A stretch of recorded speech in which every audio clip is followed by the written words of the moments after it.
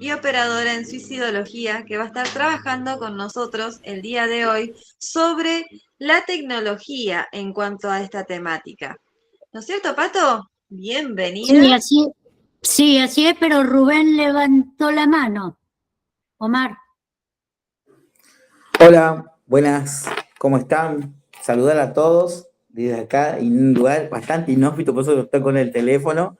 Nada, era para Susana, quería hablar, pero bueno, no quería interrumpir. Después que me pasen el contacto, realmente el trabajo excelente y como estoy elaborando algo que tiene que ver con arte terapia desde lo cognitivo-conductual, la neuropsicología, seguramente que me gustaría poder tomar contacto con ella y excelente el trabajo que viene desarrollando y Marita y también ahí Pato, saludarlas a ella por siempre estar innovando cada vez con los profesionales. Nada más eso. Muchas gracias.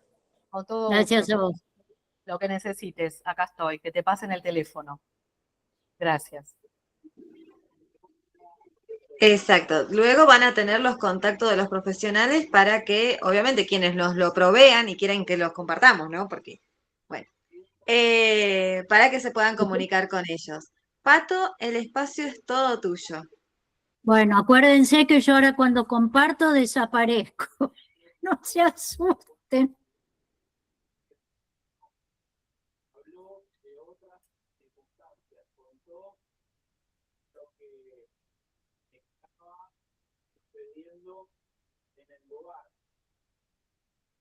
¿Se ve allí?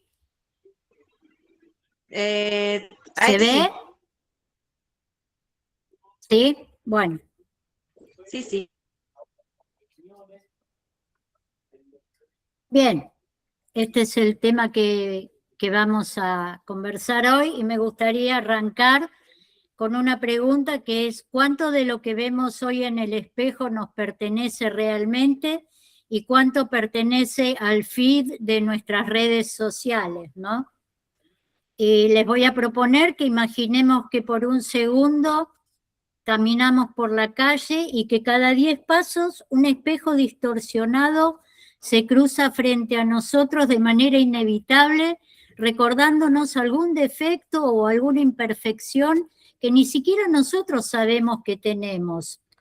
Eso que parece una escena de una película es en realidad la realidad cotidiana que muchas personas les sucede cada vez que desbloquean los teléfonos celulares, especialmente los adolescentes, ¿no? Pero los adultos también. Entonces, el concepto que hoy nos reúne acá es el algoritmo de la insatisfacción y la reconstrucción comunitaria de la autopercepción, porque nace justamente de poder entender que la tecnología ya pasó a ser no una simple herramienta de comunicación. Prácticamente hoy es el arquitecto invisible de nuestra psiquis. El algoritmo no es neutral, aprende de nuestras inseguridades, se alimenta de ellas y las monetiza en un bucle sin fin. Pero este laberinto digital no es individual y no está en el aislamiento. La respuesta la podremos encontrar en volver a mirarnos a los ojos. Entonces me gustaría que hoy exploremos cómo los lazos humanos, el espacio compartido y la validación colectiva son el último antídoto real para sanar la mirada, entendiendo que pasar de la pantalla solitaria a la reconstrucción comunitaria no es solo una alternativa terapéutica, sino un acto de profunda evolución. Ahora bien, si el algoritmo de la insatisfacción es una maquinaria global, ¿podemos seguir tratándola con respuestas locales e individuales? Yo estoy convencida de que no. Esto es un diagnóstico digital que nos empuja a una evolución teórica y práctica. Durante décadas los manuales de los diagnósticos abordaron el trastorno dismórfico corporal desde una perspectiva estrictamente individual, ¿no? El foco siempre estaba puesto, ¿se acuerdan?, en el paciente, en la historia familiar, en un trauma específico. Era una alteración neurobiológica particular.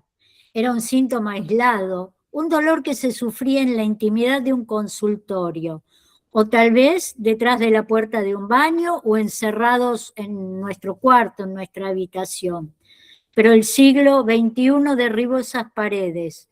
Hoy ya no podemos hablar de la dismorfia como un hecho fortuito o una patología individual, porque las condiciones de producción del malestar cambiaron radicalmente. Ya pasamos de ser un paciente aislado a un fenómeno colectivo.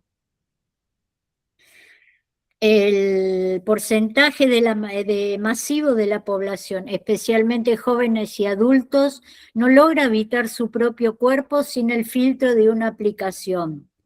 El problema dejó de ser la psiquis del individuo y pasó a ser la matriz cultural con la que estamos inmersos todos, jóvenes, adultos y ya los niños también. No estamos ante un fallo de la autoestima de una persona, estamos ante una industria tecnológica y publicitaria que descubrió que la insatisfacción masiva es un negocio muy rentable, lamentablemente, ¿no? La dismorfia se democratizó, se volvió comunitaria. Y su diagnóstico y su cura también tienen que dejar de ser individuales, ya es comunitario.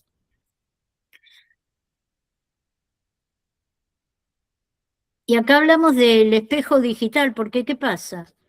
La trampa perfecta de este diseño social es que, aunque es un fenómeno colectivo, se experimenta en la más absoluta soledad frente a una pantalla.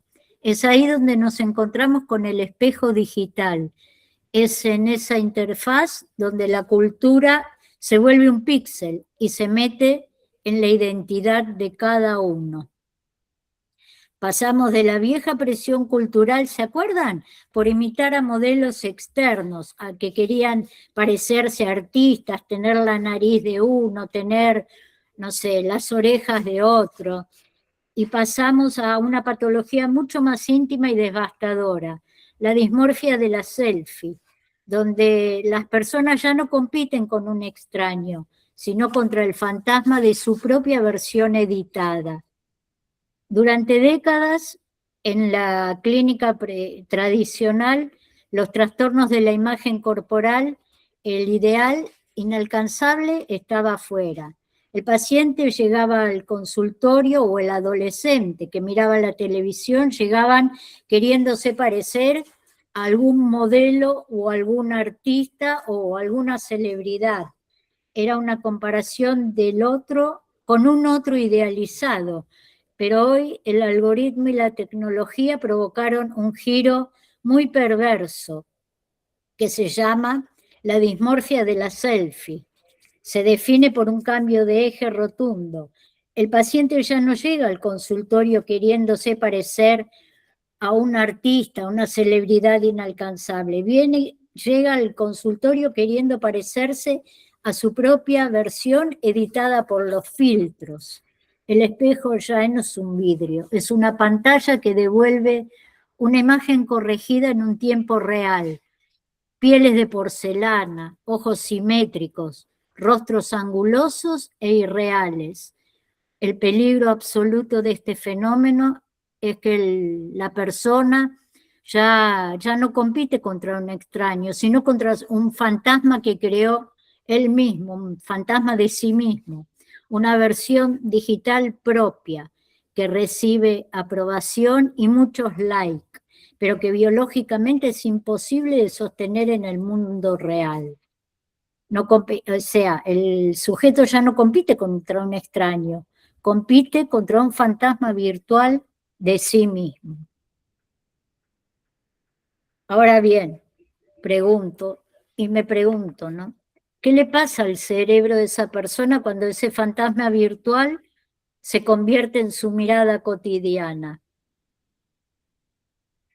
Para poder dimensionar esto debemos dar un paso más allá de la insatisfacción estética y adentrarnos en la neurología del sujeto.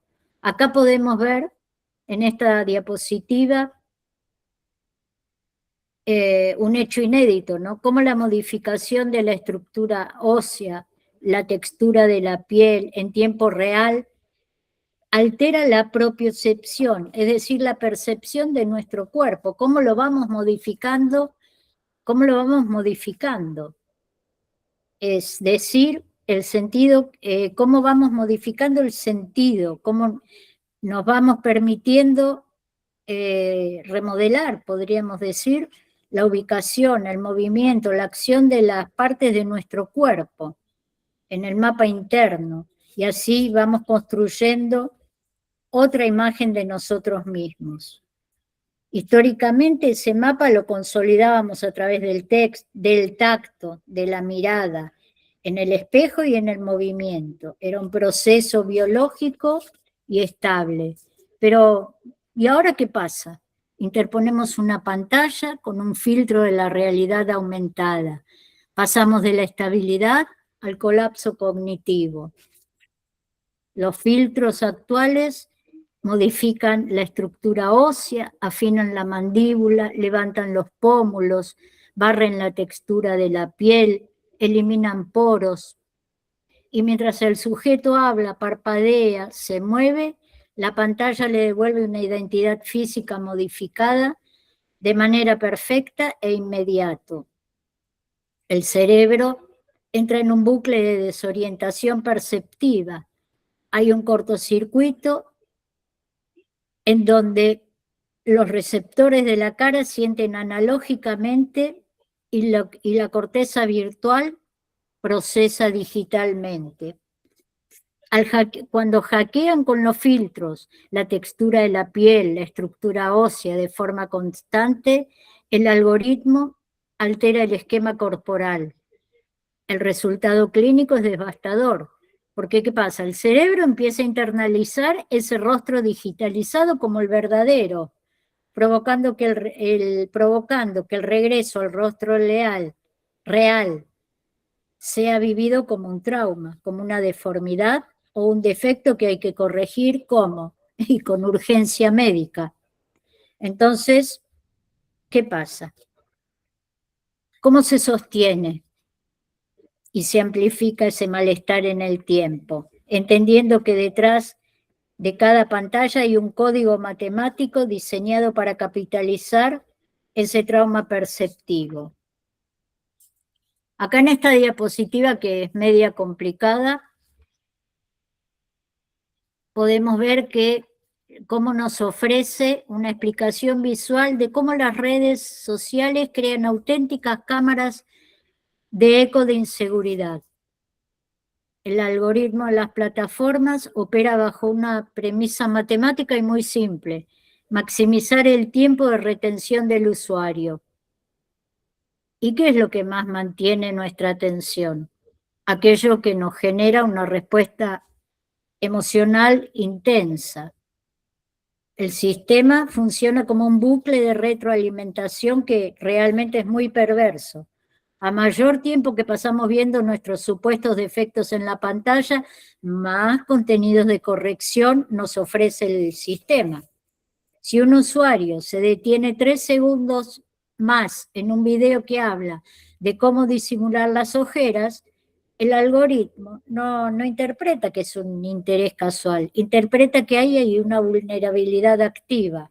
En la siguiente hora, el feed, ¿qué va a hacer? Y nos va a inundar de tutoriales de maquillaje para ojeras, videos de creadores mostrando parches de colágeno y publicidades de clínicas estéticas ofreciendo a lo mejor rellenos con ácido hialurónico. Y es ahí donde entonces quedamos atrapados en una cámara de eco donde el propio malestar se lo devuelve multiplicado por 1000. Las redes construyen un entorno digital donde parece que todo el mundo se está operando, todo el mundo tiene la piel perfecta y todo el mundo tiene un defecto que corregir.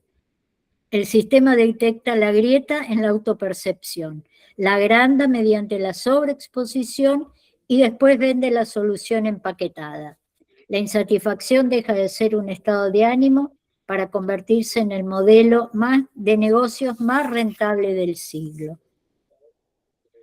Pero el algoritmo solo escribe el código. las personas son quienes la padecen en su salud mental. Se pasa de la ingeniería digital a la psicopatología viva.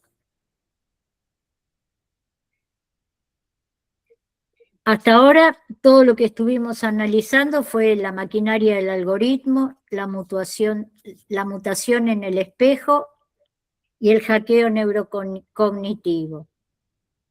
Pero todo esto no queda en la virtualidad. Obviamente que impacta de lleno en la salud mental de todos. Y acá en esta diapositiva quiero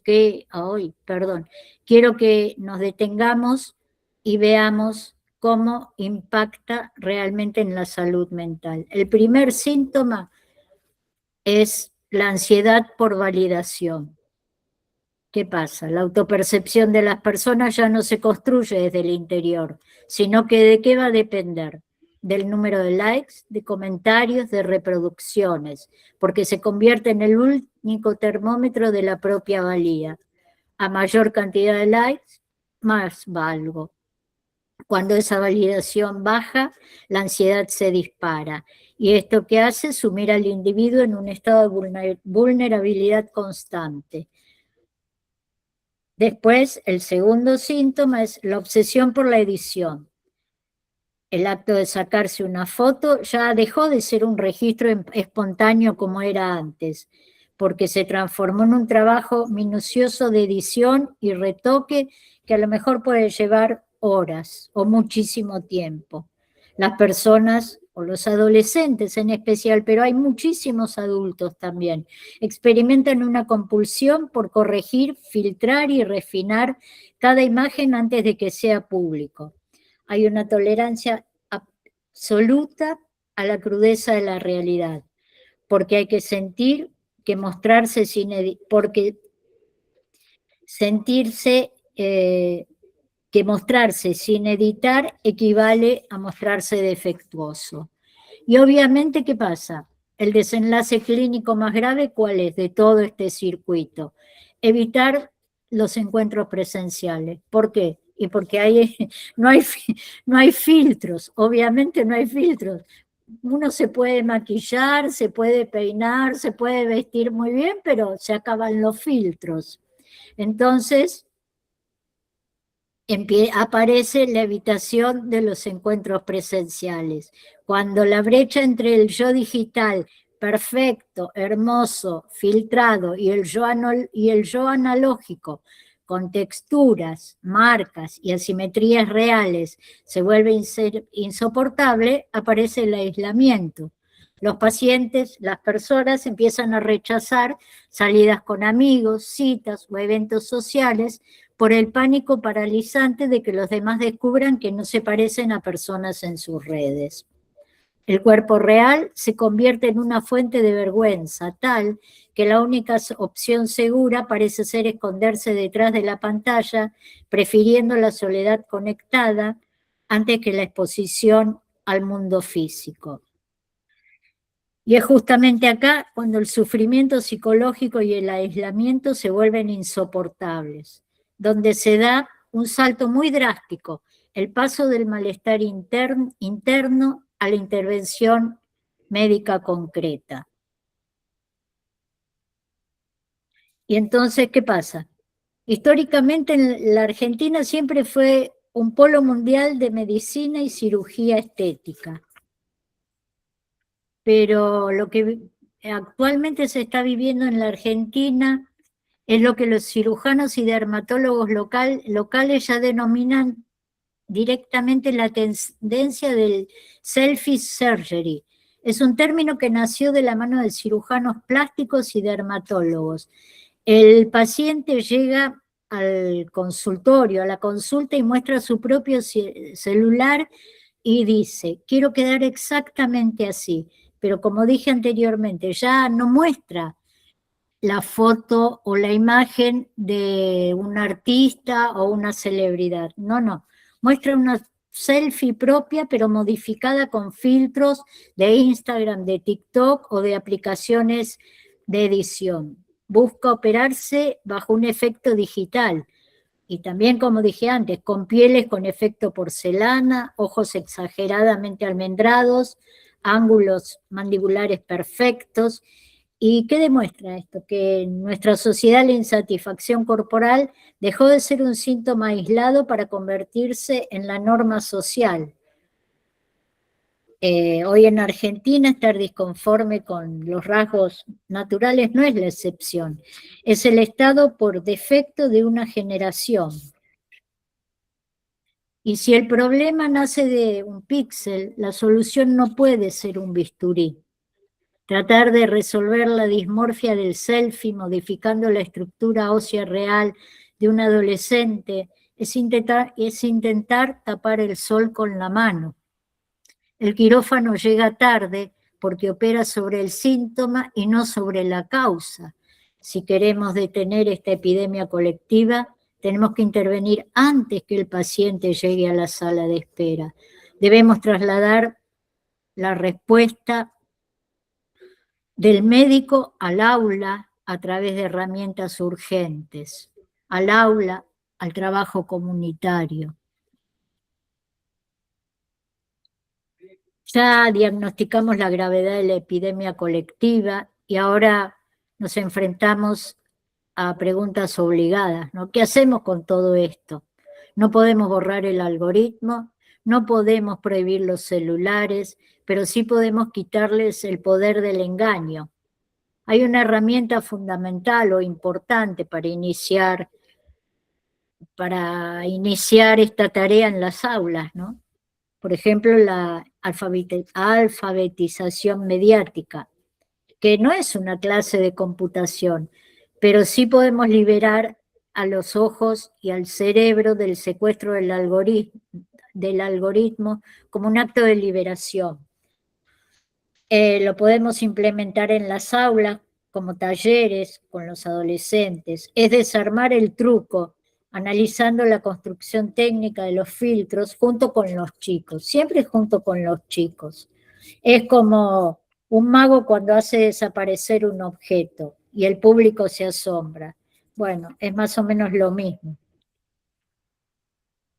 Es tratar de sentarnos con ellos, a tratar de deconstruir la pantalla, mostrarles el software, explicarle qué es la programación de realidad aumentada, cómo funciona el reconocimiento de puntos faciales y cómo el algoritmo aplica una matriz matemática que estira los ojos, difumina la textura mediante un código binario y altera los píxeles de la estructura ósea en miles de segundos. Cuando los chicos van entendiendo esto, que lo ven en la pantalla, no es un rostro lindo, perfecto, sino que es un algoritmo optimizado para retener su atención. La fascinación poco a poco se les va acabando. El filtro deja de ser un espejo y se convierte en lo que realmente es, una herramienta de diseño digital. En esta es otra herramienta más, les propongo, transformar las escuelas o las aulas en auténticos espacios de neutralidad. El aula muchas veces se convierte en espacios hipervigilantes, ¿no? Donde el cuerpo del otro es considerado de propiedad pública. Entonces yo lo que les propongo acá es generar acuerdos escolares institucionales entre alumnos, docentes, directivos, para tratar de eliminar por completo los comentarios estéticos, incluyendo aquellos que históricamente consideramos positivos, para que funcione el enfoque que no tiene que ser la prohibición, sino la co-creación de un refugio. Tiene que ser una propuesta que los chicos elijan y abracen, pero para que entiendan que eso los alivia a ellos mismos de la presión. Porque obviamente que tiene que ser entre todos, porque si intentamos obligarlos a opinar de los cuerpos, lo único que vamos a lograr es resistencia. A no opinar de los cuerpos, lo único que vamos a lograr es la resistencia. La propuesta es invitarlos a construir un acuerdo de convivencia mutuo, un pacto de alivio colectivo, consiste en sentarnos con ellos, proponerles una tregua. ¿Qué pasa si hacemos del aula el único lugar del mundo donde nadie tiene que dar examen de cómo luce? Y a partir de ahí construir el acuerdo de suspender los comentarios estéticos, inclusive aquellos que consideremos positivos. Podemos explicarle que el halago físico, ese de qué flaca que estás o qué bien te queda eso, aunque tenga buena intención, los sigue obligando a estar pendientes de la mirada ajena. Cuando el aula se pacta como un espacio de neutralidad corporal, lo que estamos ofreciendo es un descanso, un botón de pausa. Es habilitar un espacio donde profes y compañeros, directivos, validamos los procesos, la creatividad, la energía y el sentido del humor. No los estamos obligando a callarse, para nada, en absoluto. Los estamos invitando a co-crear el único refugio analógico donde sus identidades están completamente a salvo del veredicto de los demás.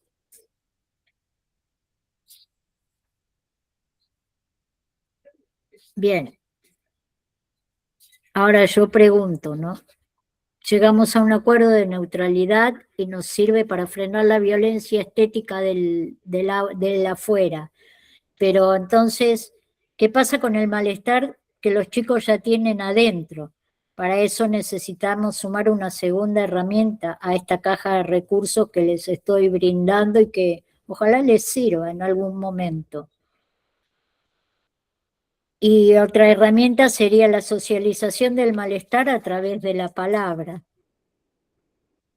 Y acá vendría el trabajo comunitario, crear grupos de escucha, porque el verdadero alivio terapéutico aparece cuando abrimos un espacio de encuentro presencial donde ellos pueden poner en común sin filtro lo que les pasa. Allí los adolescentes confiesan el pánico que les da que los vean sin maquillaje, otros admiten que pasan horas editando una foto antes de subirla, otros reconocerán que faltó un cumpleaños por verse feos, y en este preciso instante ocurre el milagro de la humanización. El aislamiento se rompe. Los adolescentes miran a su alrededor y se dan cuenta que su compañero o sus compañeros, esos que parecían súper seguros en Instagram, en las redes, sufren exactamente el mismo calvario, el mismo dolor. El síntoma deja de vivirse como una falla personal o una deformidad oculta. Al compartir el malestar, el grupo entiende que no están rotos, están simplemente reaccionando de forma predecible a un entorno digital diseñado para romperlos. Trasladar el problema individual a la mesa comunitaria es el acto de salud mental más potente que podemos ofrecerles. Es transformar la vergüenza silenciosa en una conciencia colectiva capaz de transformar el algoritmo. Y acá hablamos de cómo intervenir el aula, la convivencia, los espacios de palabra, pero tampoco podemos ignorar que los adolescentes vuelven a la casa, encienden el teléfono, se vuelven a conectar a solas con el algoritmo. Y entonces les propongo un siguiente recurso fundamental y es dotarlos de la herramienta de dieta digital. Y cuando hablo de dieta, no me refiero que no vayan a usar el teléfono, de esa prohibición, sino de tratar de darles una dieta para que puedan recuperar el control absoluto de lo que consumen. Y esto sería lo que llamamos la soberanía digital, ¿no? La primera es curar el feed, explicarles que su pantalla no es el reflejo de la realidad, que busquen activamente cuentas que muestren diversidad de cuerpos, procesos reales, arte, humor. ¿Y esto qué implica? Hackear el algoritmo, porque lo estamos obligando a mostrarnos contenidos distintos, no siempre el mismo contenido. El segundo sería silenciar o dejar de seguir cuentas que nos detonantes, es decir, identificar con honestidad esos perfiles que cada vez que aparecen en las pantallas nos dejen esa sensación de insuficiencia, de vacío. Y cuando hablamos de silenciarles tenemos que explicar que no es un acto de debilidad, sino que es un acto de preservación psíquica, porque implementar una dieta digital es enseñarles a los adolescentes a que ellos son el dueño de su atención. Es pasar de ser el producto que el algoritmo manipula a convertirse en el director, para poder recuperar el derecho a decidir qué estímulos entran en su mente y cuáles se quedan afuera. Y la tercera táctica sería desactivar las notificaciones, romper los recordatorios automáticos, porque eso es lo que usa el teléfono para obligar a quien lo usa a entrar en el bucle cuando está intentando descansar. Y seguramente ustedes estarán pensando, sí, pero qué fácil que lo decís, porque no sos mamá de un adolescente o porque tus hijos ya pasaron esa etapa. Sí, claro que no es fácil y tienen toda la razón, porque enfrentar el diseño adictivo no es fácil, para nada es fácil.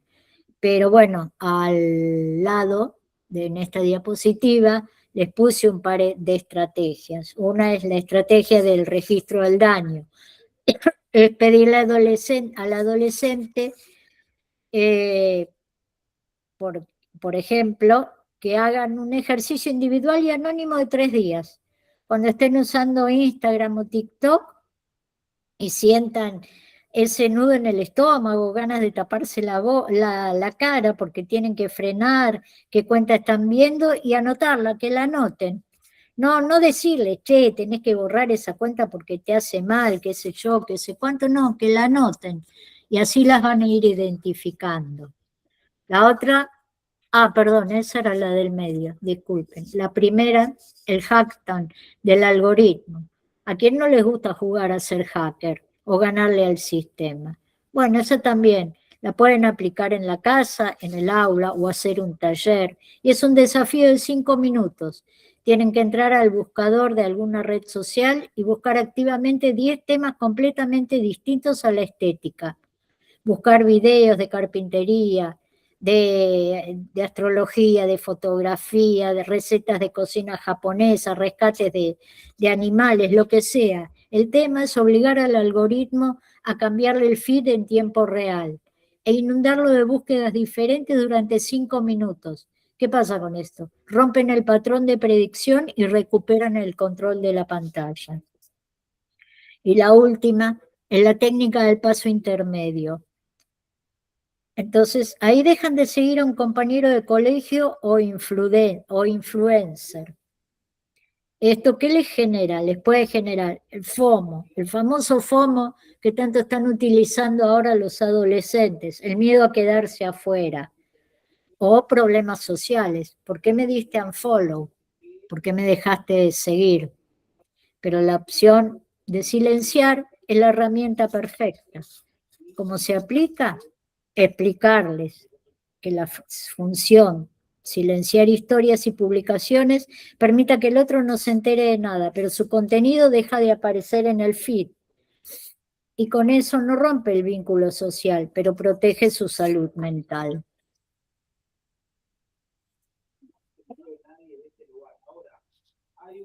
Y de todo esto, los invito a que nos llevemos la premisa de que la salida no es individual, es colectiva. Y porque es colectiva, nadie tiene que transitar este dolor a solas. En la pantalla les dejo los recursos públicos y gratuitos de asistencia que tenemos en nuestro país para activar esta red cuando un joven nos necesite. Y nada, muchísimas gracias por haberme escuchado. Y esperen que vuelvo.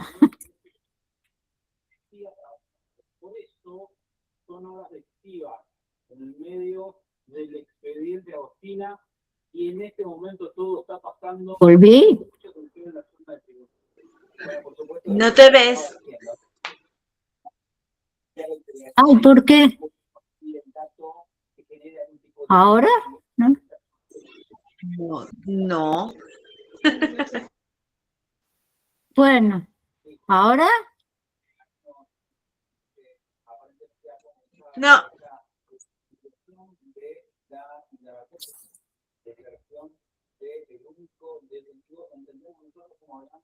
Se supone que me tengo que estar viendo, porque no estoy compartiendo pantalla. y ahí está. Tenías que Acá, habilitar la cámara, Pato. ¡ay!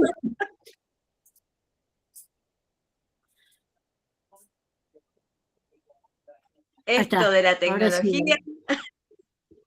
Sí, aparte internet anda medio lento acá porque estuvimos con viento y mucha lluvia, así es que bueno, por ahí es eso también.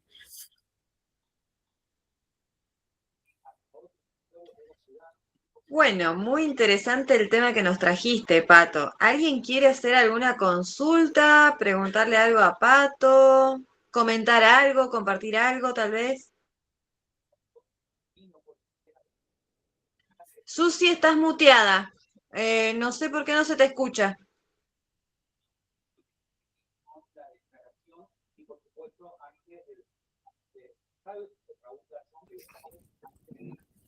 Porque en Zoom no uso auriculares, pero acá tengo que usar auriculares.